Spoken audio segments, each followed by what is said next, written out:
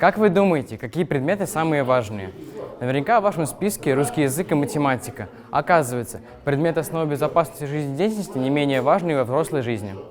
Настал особый день. Нам посчастливилось увидеть, как проходят учебно-тренировочные сборы по подготовке обучающихся к заключительному этапу Всероссийской олимпиады школьников по основам безопасности жизнедеятельности, которые проходят на базе Уфимского государственного нефтяного технического университета при поддержке Центра развития талантов «Аврора». Здесь школьники готовятся к разным испытаниям, которые в будущем помогут им в разных жизненных ситуациях.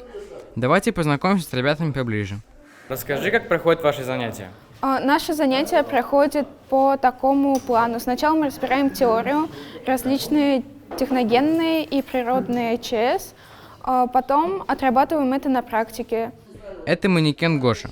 С помощью него ученики могут научиться оказывать первую медицинскую помощь, делать искусственное дыхание и непрямой массаж сердца. Наставник ребят – бывший подполковник Сергей Михайлович Чернов, настоящий профессионал своего дела и по совместительству преподаватель в гимназии номер 64. А какие навыки нужны, чтобы участвовать в Олимпиаде по ОБЖ? Чтобы участвовать в Олимпиаде по ОБЖ, нужны следующие навыки. Это навыки в области пожарной безопасности, навыки в области химической защиты населения, а также навыки в области туризма и первой медицинской помощи. Например, вот сегодня я могу продемонстрировать вам надевание противогаза ГП-5. Это гражданский противогаз 5-й модели, создан еще в Советском Союзе. Он состоит из шлем-маски, а также фильтрующей поглощающей коробки. Нужно быть внимательным, чтобы использовать противогаз правильно. Например, сначала нужно обязательно вытащить резиновую заглушку и открутить верхнюю металлическую заглушку. Потом нужно правильно присоединить фильтрующую поглощающую коробку к самому противогазу.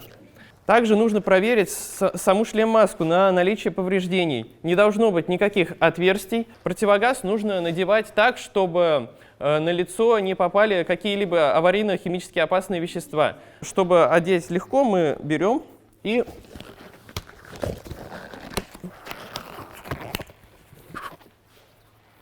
надеваем.